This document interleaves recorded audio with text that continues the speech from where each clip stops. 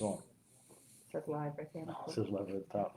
Well, good afternoon, everyone. It is 2:31. I'm only a minute late. That's not too bad.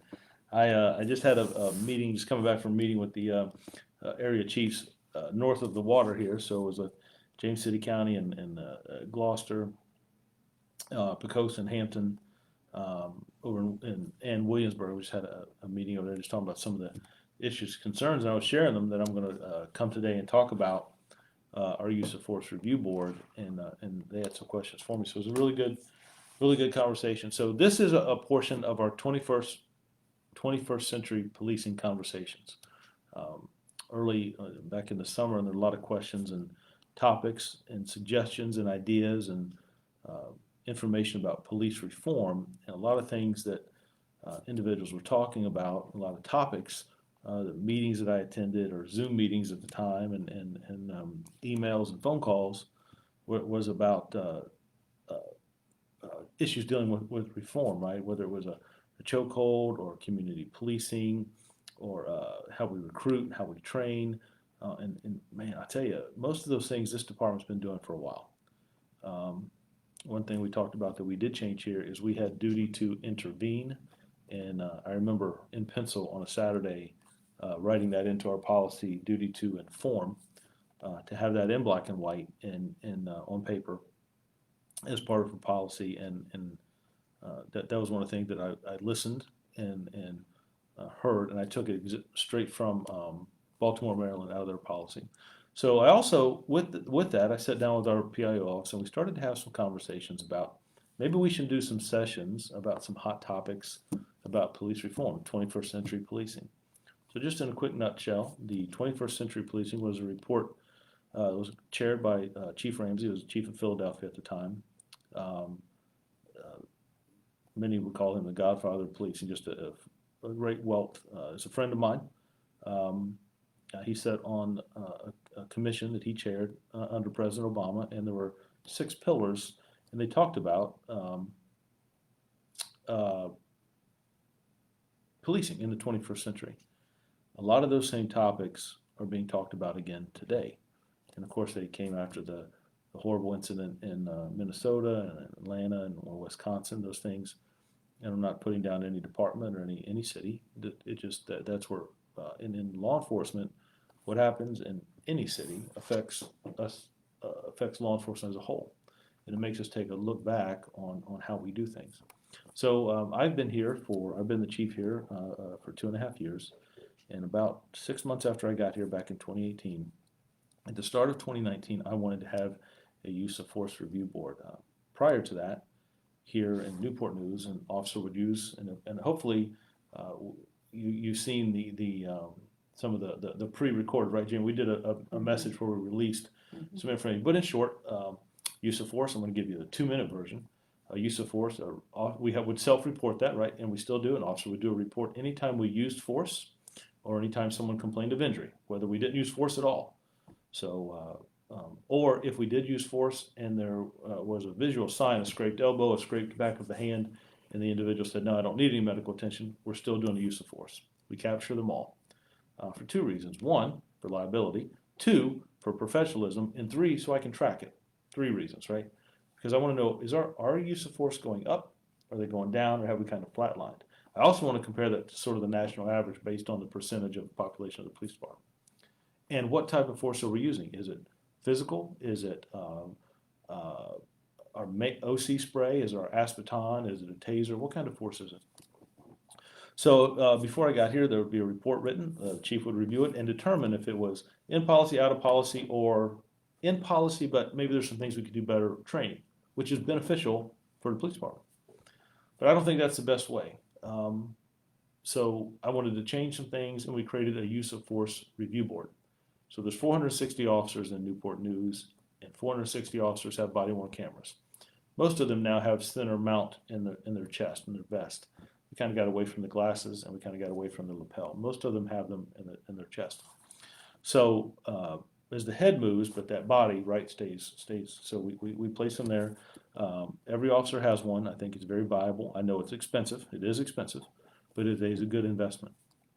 So we're able, this use of force review board, sees the body-worn footage from start to finish. Not the 30-second clip, the totality. The conversation, the force, why it was force used. They are presented the case. Here's what the call came out. Here's what the officer responding to, and here's the footage. It's unedited. They see it all. And then the board will vote in policy, out of policy, or it's in policy, but we might be able to do some things different or take a look at training. So who sits on the board and how are they selected? And again, we've done this video before, but I think it's important. I just want to hit on these key points. For me, I have an officer, a sergeant, a lieutenant, and a captain. 4 sworn law enforcement professionals. An officer, a sergeant, a lieutenant, and a captain. I want the officer to see and hear questions that civilians ask. I want the sergeant to see, hey, how are we doing in the field? How are officers performing? And what things can I take back to roll call? The lieutenant and the captain, they sit on and help us with policies and procedures of how we do better. How do we evolve? What are some things we see that we can improve on in training? And at the start, we had 2 citizens. As we evolved, I wanted to go to 4 citizens and have it equal, 4 sworn and 4 non-sworn. And I don't want 4 police officers sitting on one side of the table and 4 citizens on the other. I want that intermingled, right? It's a group. It's a discussion about use of force in this police department. Your police department here in Newport News. The panel is chaired by Chief Grinstead or myself. So if we have a tie, you might think that Chief Grinstead or myself vote to break the tie. We do not. If we have a tie, that case is sent back to Internal Affairs and the Commonwealth Attorney's Office, and they determine if it was illegal. We do now have 4 citizens and 4 sworn, and they can, like I said, they see the footage unedited. Now, we also have the officers who used force. So if I'm in a situation where I used a taser or OC spray, they come and they sit and watch the video as well. They can tell us, if they choose, any statements that they feel like, hey, this is why I used force, this is what I was going in my mind, this is what I saw, this is what happened. They put their hand on my firearm, I used OC spray, or I got there, he was assaulting his wife, or she was assaulting her husband, and I grabbed him and went to the ground, whatever the situation is. And the members on that panel, sworn and civilian, all 8, can ask any question they want, as long as it's pertaining to the incident. We're not going to talk about the weather in Texas or the cold weather up in New England. We're not going to talk about baseball or football, right? I'm talking about the incident at hand. And the officer will respond. At the end of that, we will have a vote. But they can have interaction with the officer on a side, so it's kind of set up like a U. On the left side of that room is the Lieutenant of Internal Affairs, a Sergeant in Internal Affairs, our training captain, our training director, and our training instructors. They're here so that if anyone has a question, well, how do you train your department to use the taser? So for example, if an individual is running and we're chasing after them, we don't train to tase someone in the back. The tasers, it's kind of like the old stun guns, right? And it makes your body lock up. But if your body locks up and you're running and you're tased in the back, you do what? You fall forward. Hit your head, your face, whatever. So we don't train that. But is there ever a time where there might be a struggle and an individual pulls out a taser and the other individual we're trying to arrest may roll over and get tased in the back? That happens. So we just have to explain it. It can't be black and white. It has to be a totality. It has to be a discussion. And I think that's important. Instead of an all officer, just the chief looking at the use of force report, just officers looking at a use of force report, or just civilians looking at a use of force report, that creates problems because questions are unanswered. So I believe the best reform, the best policy is to have an even mix, that everybody is equal. So some civilians will ask, well, is that how you train? Why would you use the taser? Is there a difference between the taser and OC spray? The training people in our training division will answer those questions. They don't vote. They're just telling you how we're trained. Also in front of each individual is our policy, what the law is, what our policy is on use of force and how we're trained. So they have those right in front of them. It's in black and white. But I want it to be interactive. Recently this year, about 4 months ago, the last 4 or 5 that we've had, I've invited individuals from the community to come in and observe. City council members, city administration, and citizens, pastors, school teachers. The only prerequisite that I have to sit on the Use of Force Review Board is we ask that you attend our Citizens Academy. Now, the good thing about that is we've been having Citizens Academy. We have about 3 a year. So I've got a large pool, right? Because you need to have some background. It would take us forever for every person to come in and go through and lay out what the use of force review board is, why we're here, here's how we're trained. Right? So in the police academy, the citizens academy, you get some of that. You understand some of that. So you already come in with the knowledge of what we're trying to do. But every vote counts. And if it is the same, if it is deadlocked, I'm not breaking that tie. We just send it back to Internal Affairs and the Commonwealth Attorney's Office, and they look at it. There is a difference between use of force and excessive force. So for our use of force, what I'm asking is it policy? Did we follow procedure? Is it reasonable? Is it understandable why someone tackled someone that was running? Is it reasonable why we OC'd someone or used a taser or our ASP, right? Is it reasonable? Is it in our policy and procedure?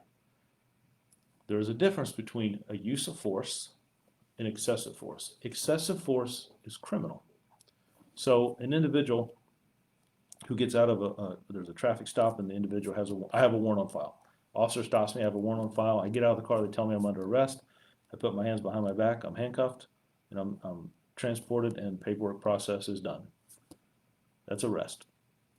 If I get out of the car and they put handcuffs on me and I fall to the ground, although the officer may have not done anything at all, but I scrape my knee, there's injury, we're going to do a use of force report. If I get out of the car and take off running and you chase after me and tackle me, that's a use of force.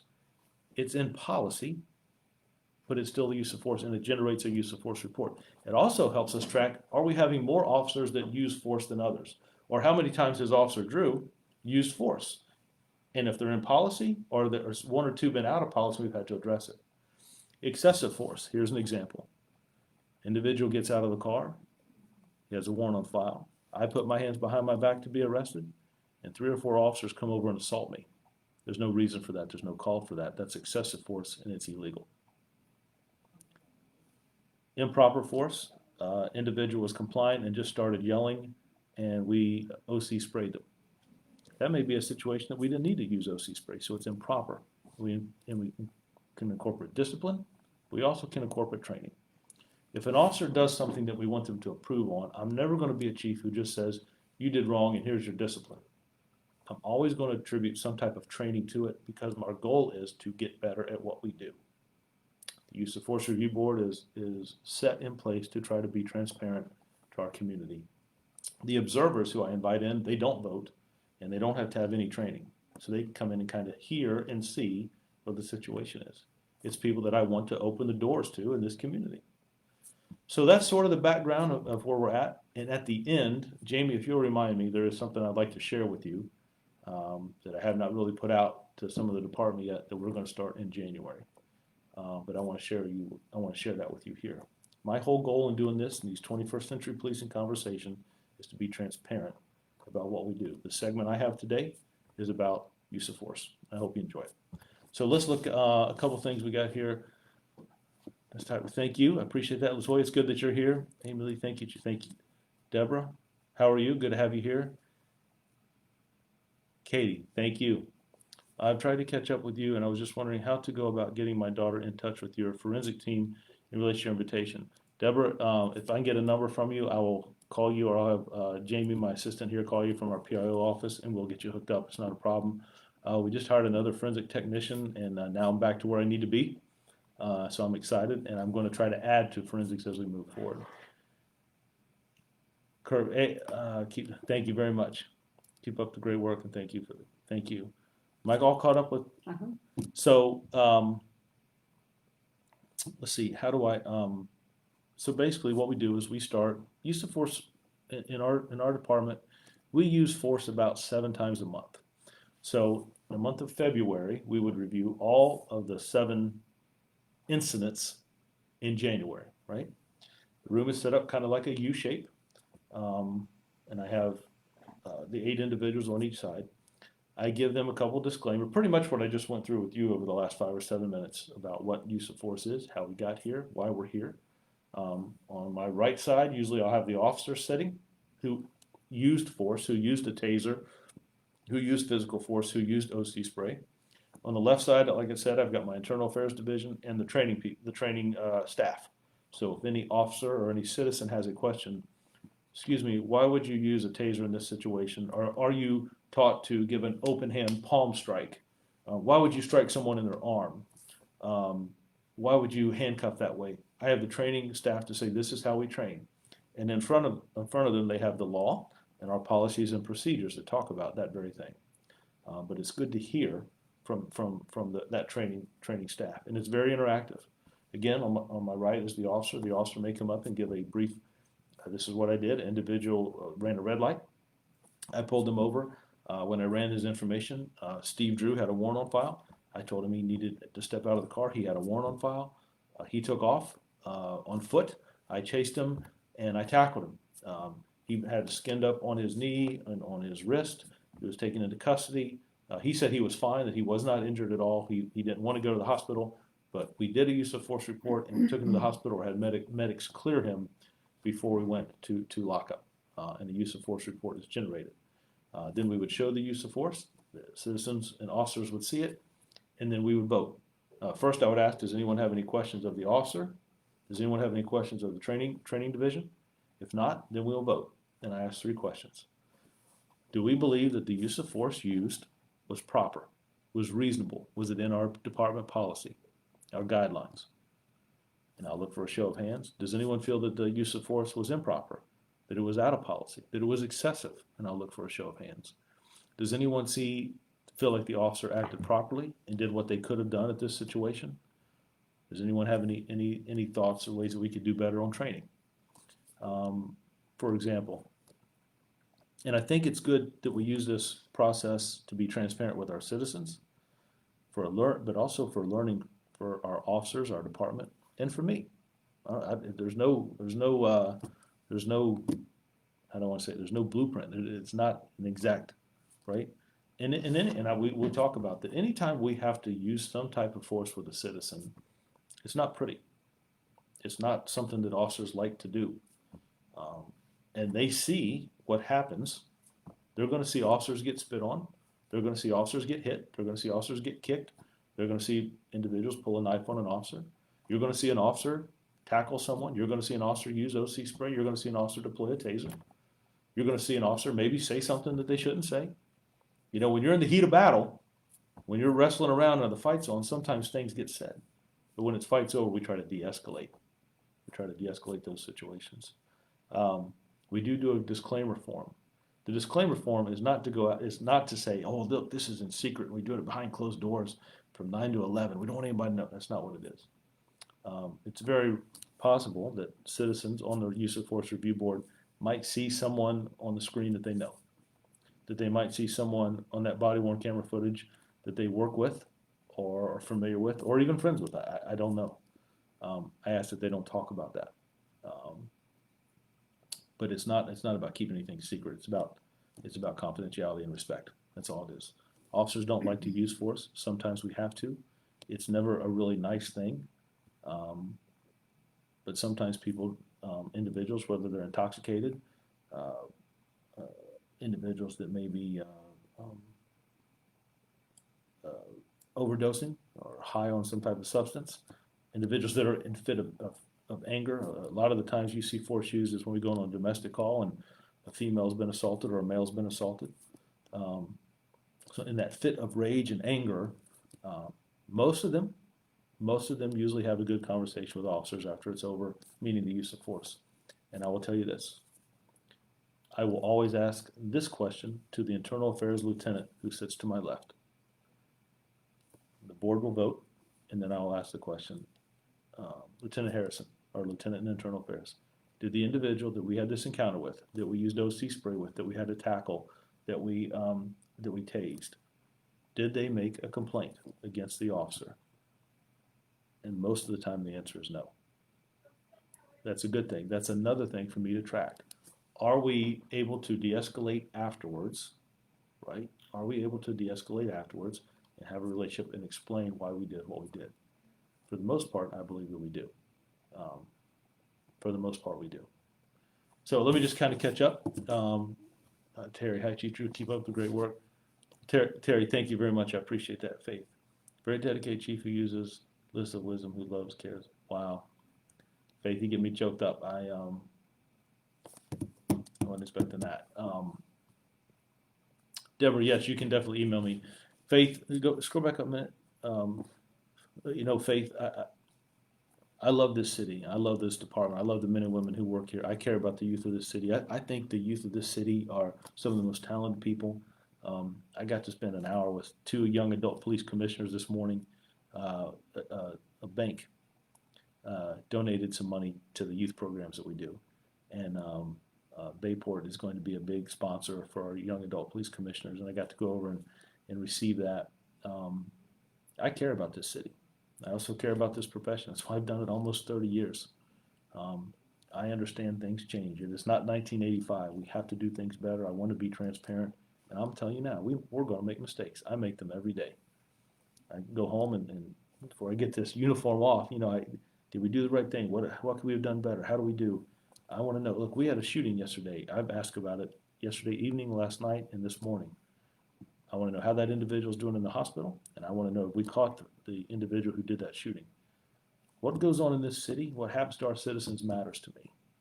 And I will try, as long as I'm here, to be a chief who listens. And we may not always agree, and we don't have to.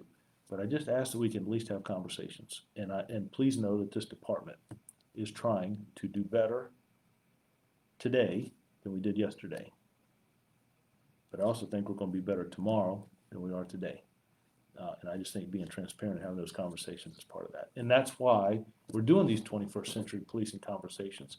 That's why I'm talking about the use of force review board. There's a lot of conversation about citizen review panels. And where I struggle with that is if there's no training and there's no interaction. I don't think that it's good that just police review those incidents. I don't think it's good that it's just citizens. But I think when you put groups together, they have equal say in conversations, I think then we can get something done. I think officers learn. I think citizens learn. They play off, I didn't understand that. Oh, I didn't know that a citizen would look at things that way. I think we learn a lot. So I appreciate that. You threw me off, Dave. Thank you. Deborah, yeah, we got that. Patricia, the Citizens Police Academy was great. My daughter did the Academy for Youth and for Leadership. Her goal is to be a canine officer for you. Well, let me know when she's ready because we're certainly hiring all the time. But yeah, that's exactly right. The Citizens Academy, that gives you a little bit of prerequisite about what we do and how we try to do it, why we do what we do, and those are the individuals that I pull from. I've probably got a pool of about, I don't know, Jim, we probably put 20 through it in a class, so probably 60 people a year. I probably got a good pool of about 200 people. Mm-hmm. But the people who come and observe, they don't have to have the Citizens Academy. They may not have all the background that some of the individuals who sit on that board, but I think they get to see at least the transparency. And don't forget, somebody remind me before we get close to cutting short today. I want to share something with you. We're going to start in January. And the people in Montana, well, I will tell you, Deborah, I've never been to Montana. I hear it is beautiful. So, wow, that's very cool. Very cool. You have to send me some pictures. Lisa, thank you for that vital information on the critical times while out in the field. Thank you, Lisa. I appreciate that. Charles, every encounter with NMPD or Hampton has been exempt. Wow. Thank you, Charles. I appreciate that. Not me. Oh, okay. Got that. You typed me an email? No, I said that I reminded people that you were taking questions about the use of force review board. Yeah. The department needs some reform. I tell them, that department. The one out in Montana. Bachelor Police Force's father sponsor passed away. Wow. I'm very sorry. Wow. If you don't want to be tased, otherwise don't break the law. I understand. I admire you and your department.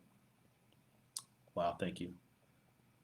Keisha, hello. How are you doing?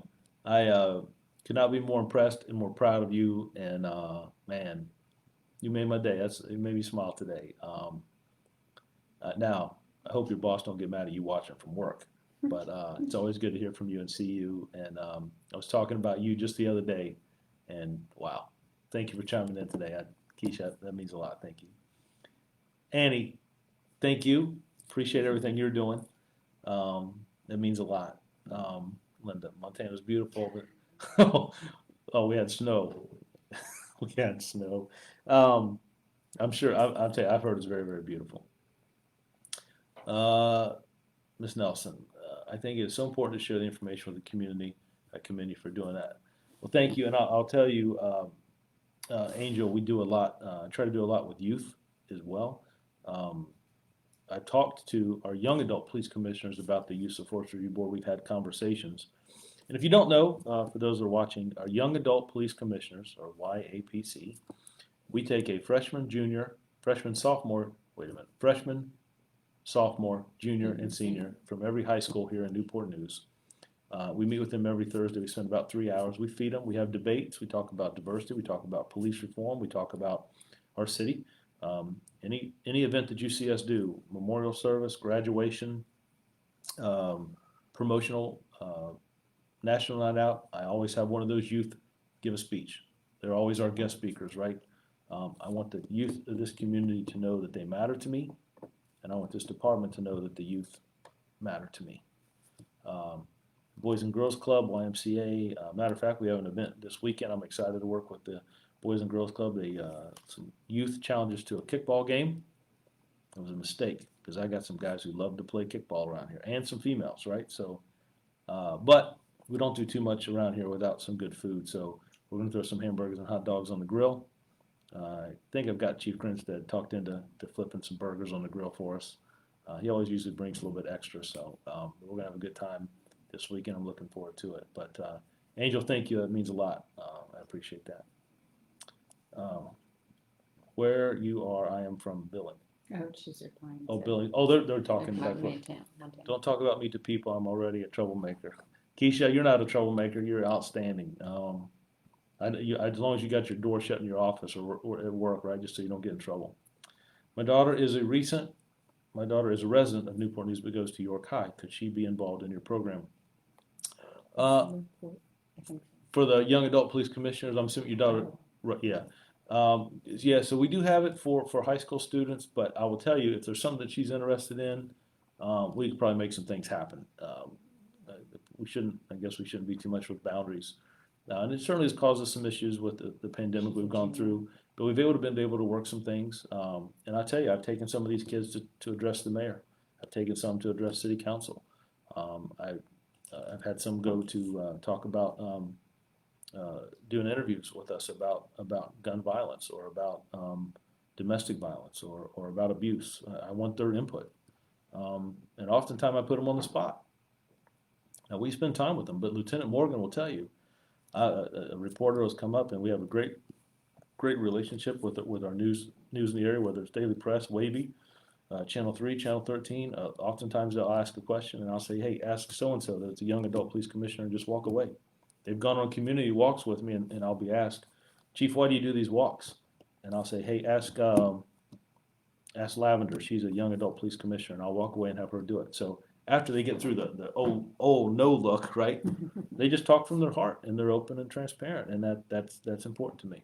So anyway, those are some of the things I think that is important. Andy, NPD is so wonderful with the children of the city. You guys are, well, Andy, thank you. I appreciate that.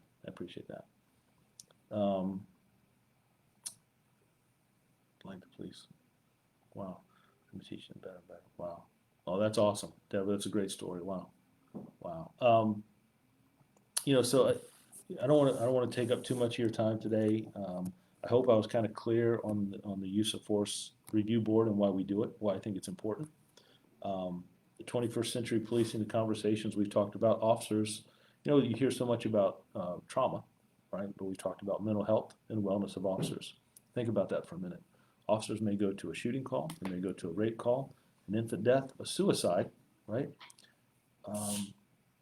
And then they get called to a domestic violence. So all those things they see, think about how traumatic those things would be to anybody's family, right? We go to them, 2 hours later we're going to another call.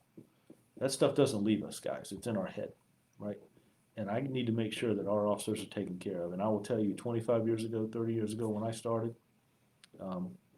52 years ago when Chief Grinstead started, I'm just playing. If he's watching, I'm just playing, right? But I'll tell you, we didn't talk about those things. And sometimes you were looked at as if you were weak when you had to address them.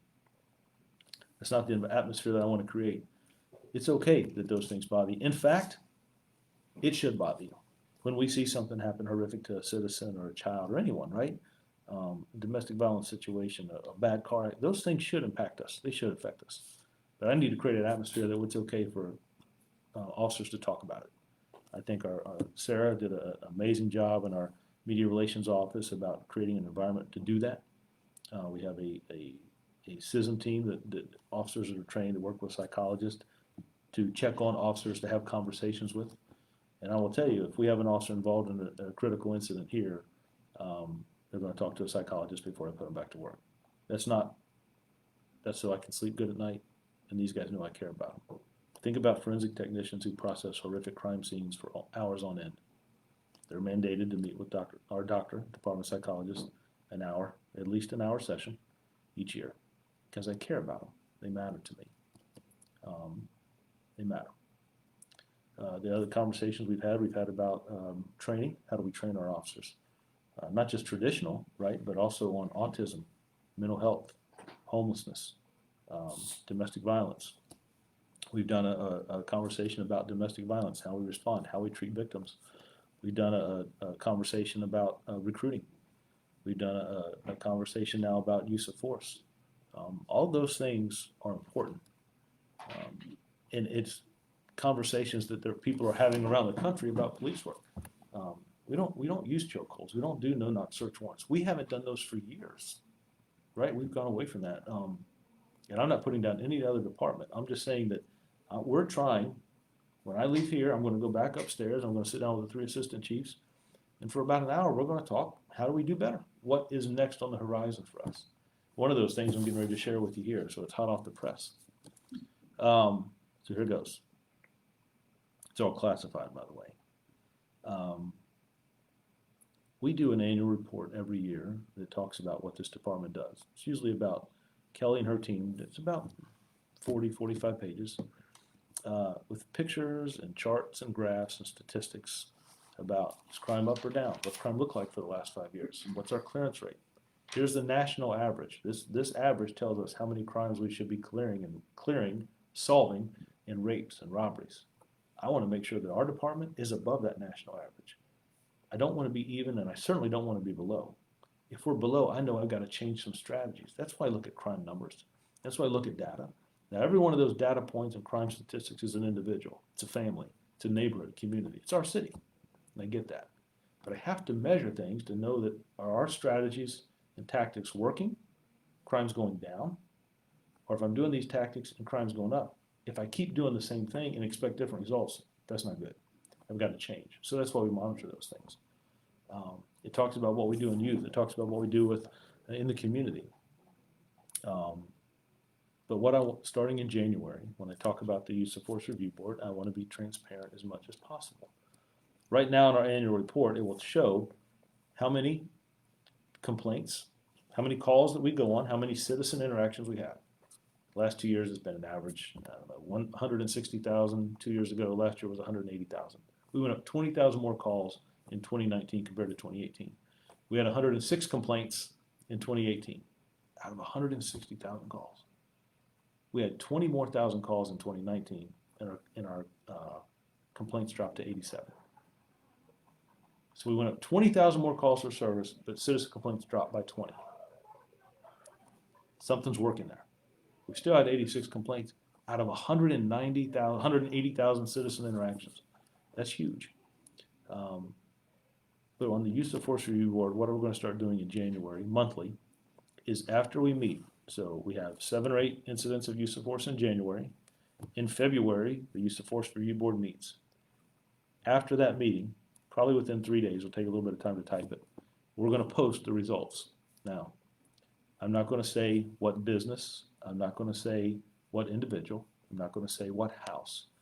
But if I live at 1210 Porter Street, you will read the 7 incidents, about a paragraph. On November the 6th, November the 5th, officers were called. We didn't just drive around and decided to go there. Officers were called to 1210 Porter Street to respond to a violent domestic. Officers arrived.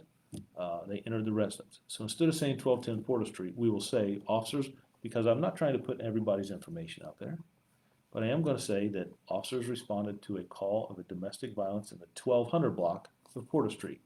They entered a residence. They saw a male or a female assaulting the other. They gave verbal commands to stop. They didn't.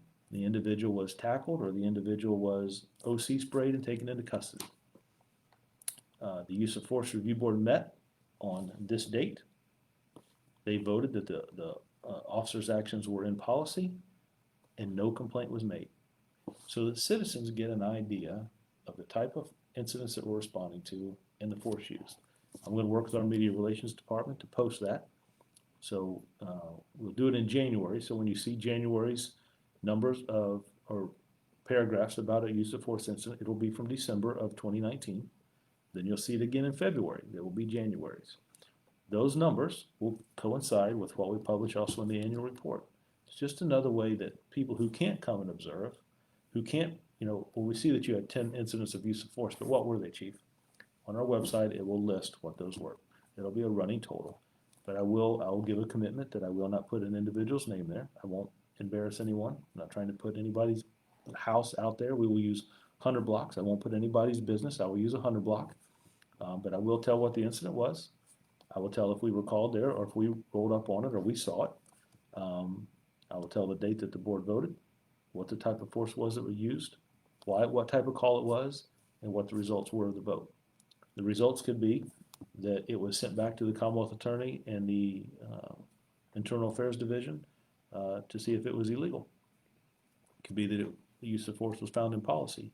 It could be that the use of force was found in policy, but there was a recommendation of waiting for more officers to get there before making entry.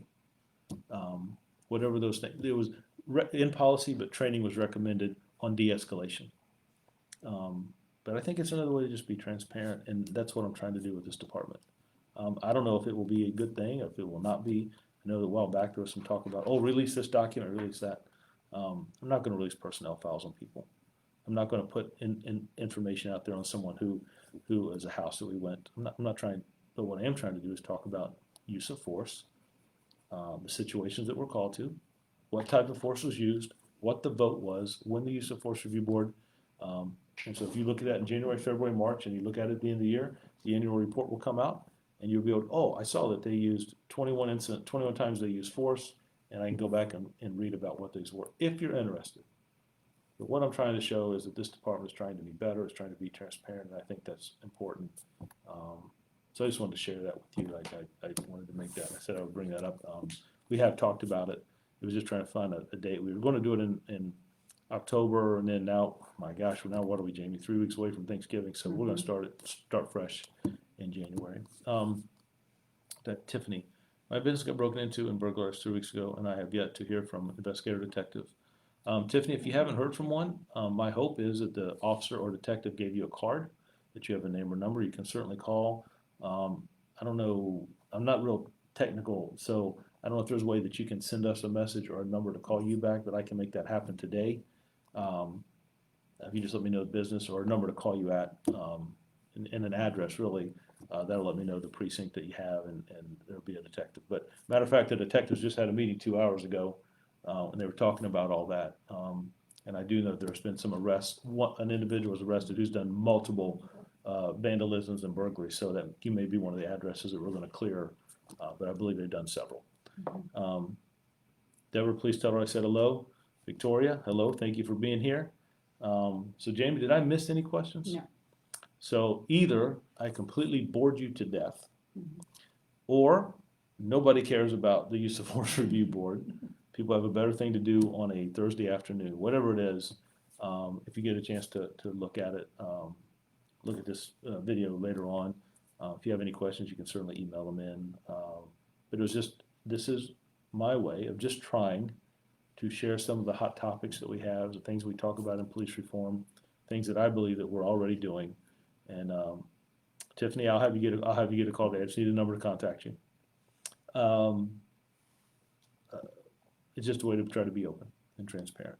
I think our goal was to have about 8 of these and to have them all done by the end of the year. So like I said, I think we've done 6 or 7 now. I've been very, very impressed. I know we've had internal affairs. Is internal affairs completed theirs already? No, they're next week. but they've done their video They've done already. their video. It will So- post on Monday. Yep, so Internal Affairs has done their video, we will post that on Monday, and then next week they'll be doing question and answer. If you have, how do I make a complaint? Do I have to come forward? Can I just call it in? Can I email it in? We have an Internal Affairs division. When I got here, it was under a deputy chief. I changed that. It's directly under me. I have a lieutenant and 3 sergeants. They report directly to me. So every complaint that comes through, I put my eyes on. And at the end of it, the findings, it's not just a cover letter of, thank you for your report. It was found in policy or out of policy. You're going to get a letter back from me for a couple paragraphs on it. Here's what we did. We looked at the body-worn camera footage, if it was use of force, if it was a rudeness, if it was I don't think I should have got this traffic ticket, whatever.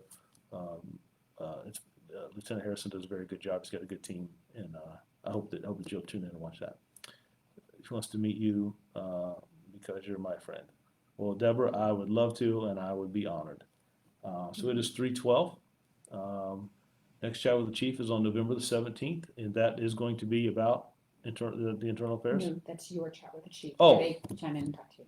That's not 21st century No, policing. this one is next Thursday. Next Thursday is Mhm, the and then your next chat internal with the chief. affairs, and then on November the 17th is you get to sit and listen to me and we can talk about anything y'all want. But I will tell you, the numbers came out on Monday. Right now, the city has a 14% reduction in crime. 14% reduction in crime on top of a 9% last year and on top of a 5% the year before. We're moving in the right direction. I'm still struggling with domestic violence. That is a crime I have not been able to impact or reduce. I think we're doing better with our victims and services and our clearances. We're making arrests. But I understand, with the pandemic and people are unsure about jobs and money and direction. And I know there's been a lot of pressure and stress with the election going on and different elections and policy. I understand. And people now are at home more. And so I understand that. We're just trying to do better. I'm still looking for better ways to address and decrease domestic violence. But yeah, so November the 17th, I look forward to seeing you guys. We'll do a session at 12 in the afternoon and then a session at 6 in the evening. So I'm going to get out of here. Appreciate you tuning in. I hope you'll watch the others. But the 21st Century Policing, I want to thank Jamie, Sarah, Harold Maynard, and Kelly for all the work that they've done. I sprang this on them, and they have put together a great program and done a great job, and I appreciate that. So I'm going to go. Tiffany, thank you. We got it. Annie, thank you very much. You guys, please be safe. Look out for each other, and we'll talk to you soon. Take care.